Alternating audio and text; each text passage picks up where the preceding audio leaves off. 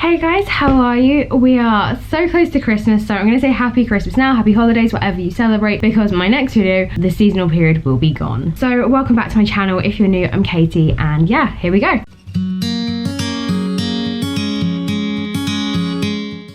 So today I want to talk about my favourite books of 2021, and I'm going to do my best to keep this as brief as I can about each book, so not go too much into detail about what they're about, and just say in general why I love them, because I read some great books, and especially towards this latter end of the year I read some spectacular books. So we're going to kick off with The Island at the End of Everything. This is one of my all-time favourite authors, and I've recently just branched out into her more adult fiction, so this is more of her middle grade lit. This book made me feel all the feels. Like, I was crying at the end of it. I gave it 5 stars. It was just beautiful and just beautifully told, and it hurt my soul. It just really hurt my heart. It was about a young girl who lives on a leper colony, and it is kind of based on real events in something that what did happen to a country. And in this, the adults decide to get involved, the government decides to get involved, and basically everyone gets tested, and if you're an adult and you're clean, you would stay to the clean side, but if you're an adult and you're dirty, you stay to your sections. However, if you're a child under a certain age, you get to stay, but if you're a child of a certain age and you're clean,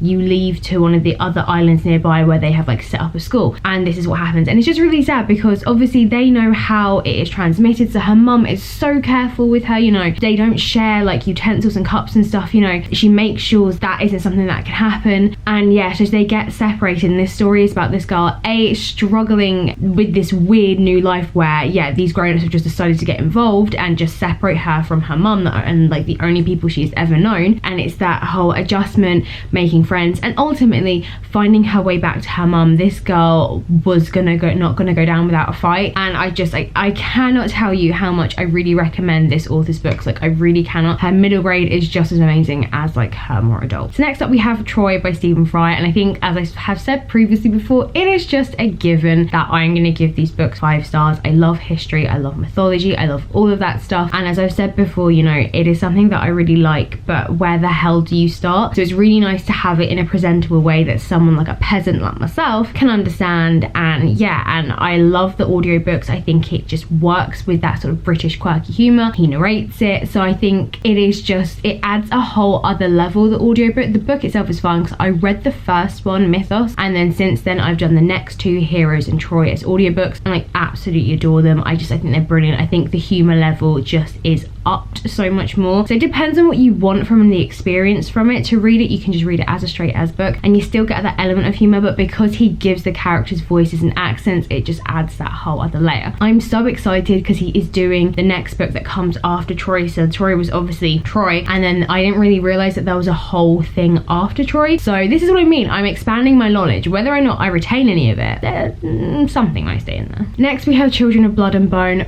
Oh my goodness, I'm pretty sure I did a reading vlog on this. I'm sure I did, so you can check that out. My god, this book was so good. I absolutely loved it. I just loved all of it, and it left me at a point where I was like, I cannot wait for the second one. It was just gorgeous and amazing and brilliant. And then I read the second one, and I don't want to say I was disappointed, but I was kind of disappointed. So this final third book has a lot to fix and a lot to make up for. Whether or not this third book is ever going to appear, who the hell knows at this stage. I am kind of nervous about it because of how I felt reading the second one. It was just like everything that had happened and was so important in that first one, just, yeah, I don't know, just the world building and the magic. Oh my gosh, it's one of these books I'm like, I really want to recommend, but at the same time I'm like, there's a really big asterisk for the second book. So next I have a really underrated book, and that is Queen of the Conquered. My god, this book was amazing.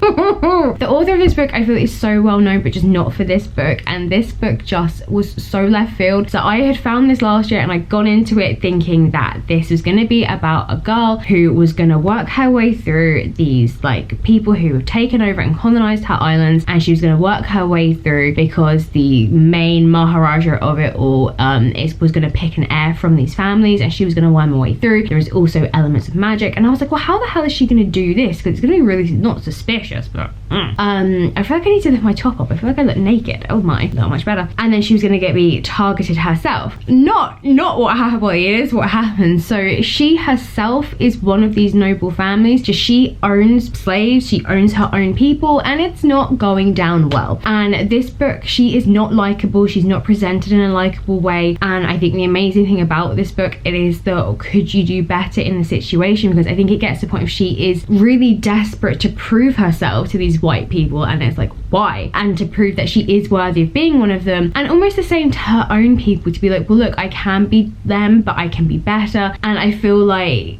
her morals are a little bit it is such a brilliant book, and I can't wait for the second one, because the second one is from another person's point of view who was in this book, so I'm really interested to see how he sees it all, how he looks at her, just all of it really, because she is trying to do the right thing, but she's definitely gone a bit astray. And then yeah, once they get to this island with all these families and they all have different abilities, it is very, very interesting. Again, I think I did a reading vlog on this, you've got to check it out. I just the review of it, to be honest, this book is easily one of my favorites. I think I had expected one thing and I came into it totally blindsided. Next we have A River of Royal Blood. This is another book that I found last year, and I really like the concept of that. It is two princesses who at a certain age will have to fight each other for the throne. So this is a tradition that started a very long time ago, and if there's ever like a single person, then they just ascend the throne, but you get two. And I had so many things I was interested in with this, was, you know, were they raised together? Did they know this is what was going to happen to them? A lot of things like that. And then they have different magic, and in her case she's this very dark magic which has a lot of negative associations, and no one really has it. So going into it, she's very much accepting of the fact of her sister's gonna kill her. Like, she doesn't want to use her magic because of what it is. She won't really be able to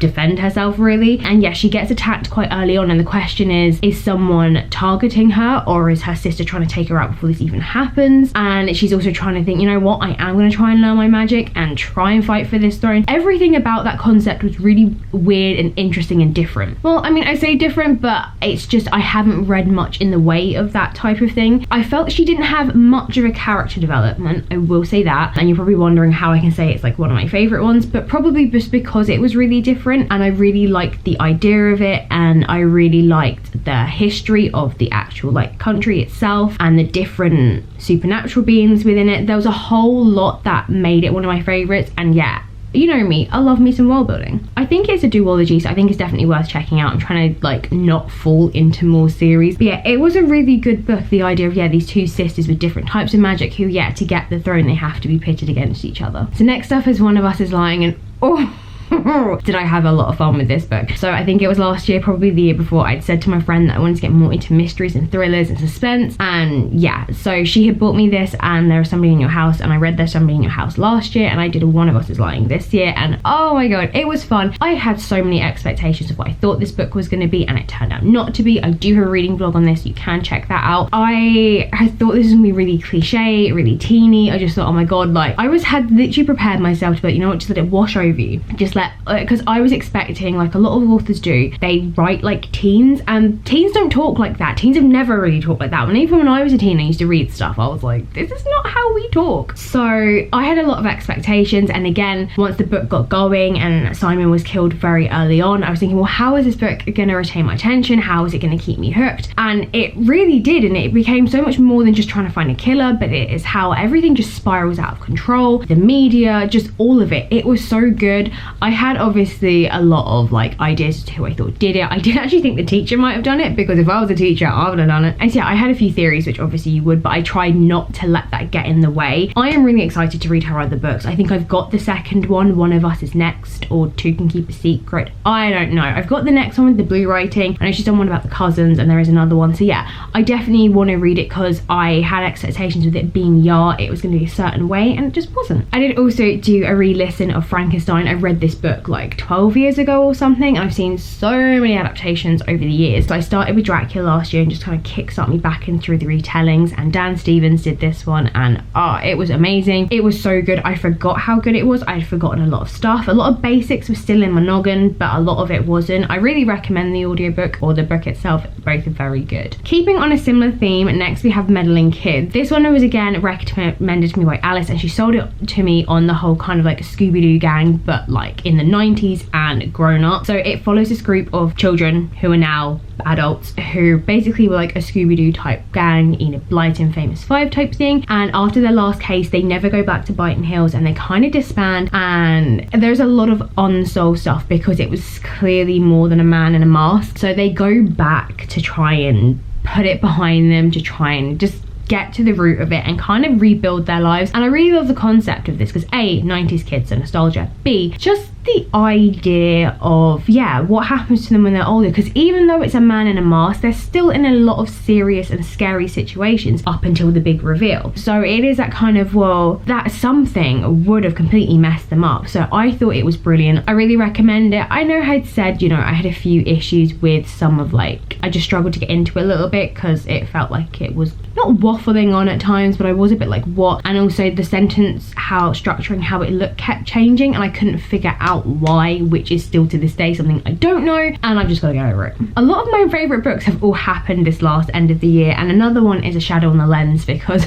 didn't see that coming. I randomly discovered this book, I think on Goodreads, and yeah, it is about a policeman who is not a policeman actually. He's a forensic photographer, kind of thinks Sherlock Holmes. He just becomes really amazing in his field, and then to the point that he spends so much time with the police that he can kind of solve his own things. He gets used like consultations all over, not just where he's from, and he gets sent to the sleepy town in Wales where this girl is found like burnt alive pretty much, and it is very clear that they just want him to confirm their findings and he can toddle off. From the second he gets to this village, he is struck down, he is really ill, and it all just goes a bit weird from there because it is clear the villagers don't want to talk to him, they're a little bit suspect, and he just has this weird feeling like he's being watched all the time. The guy in charge just clearly wants to get rid of him. The policeman really has no idea what he's doing, and then there's the scene in the basement. That's all I'm saying. It was quite something.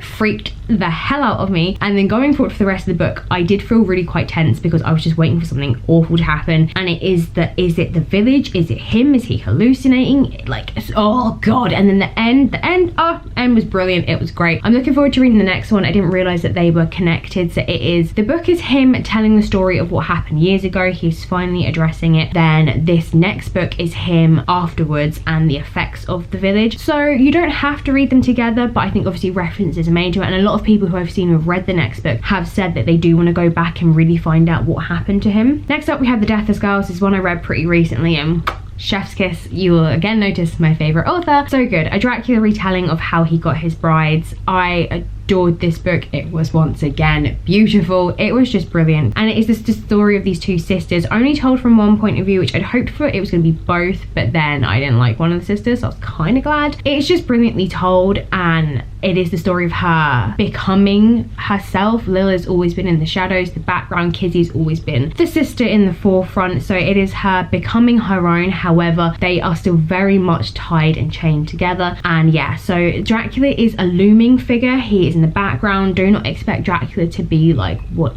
wandering around front and center, the neighbor's kid is screaming. He is very much in the background. He is the looming threat that is coming for them. It was a beautiful read. I loved it. The end had me, I was crying. It's not the end that I wanted. Obviously I knew it was going to be like sad, but I felt it could have gone one of two ways, the way it did go and the way I wanted. And then my edition also had an exclusive extra content which was set within the actual real Dracula period, as in when the book takes place. So it is really cool to see how Dracula at his height, when they are gonna be, he's going for it, when he's gonna be taken, I wish that kid was being taken, when they are taken and put into slavery, and then getting to that point, and then seeing him, because if you read the books you will know that he isn't this amazing fanciful lord, he is a withered husk. So it's very interesting seeing the two contrasts between them. Couldn't recommend it enough. Next up we have As the Woods Is Always Watching. So this is the second book by the same author who did There Is Somebody in Your House, and oh my god, so much fun. I recently done a review on that, so you can check it out. Yes, I did say the end got a bit far-fetched and it was a little bit ridiculous. However, this book is set place over 3 days when these girls go on a hike as a final. We're going off to university, fuck it, let's do it. And they have zero experience, and this adventure spirals out of control so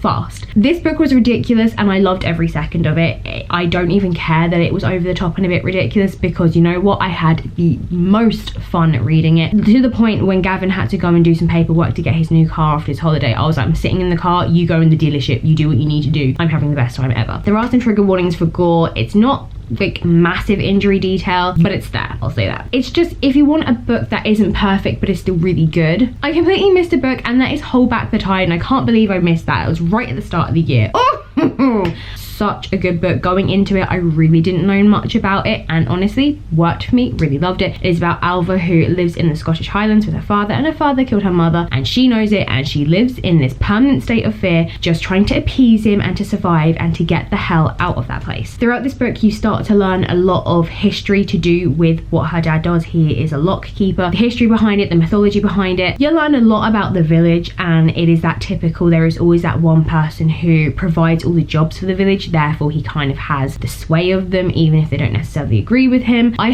completely was wondering where this was going to go, because I knew it couldn't just be about a girl living with her dad and this whole tension. I felt like there had to be something more, and there so was something more, but because of that something more, and because of the reputation of her dad, the relationship that she has with her dad, she can't go to him because she's like, he's gonna kill me. It is really good. I loved Alva so much. I cried at the end of this book. Like, I cannot even tell you, it was bloody brilliant. I felt like I've talked really fast in this video, and I've done my best because I want to keep this as short as I can, so it's not gonna be, but I tried. That is it for all of my favorite books of this year. Comment below, have you read any of them? Do you agree with my thoughts? What are you thinking? And what were some of your favorite books of the year as well? So I just have one more video left, and that video is going to be all the books I read this year, and yeah, that should be hopefully a semi-quick one.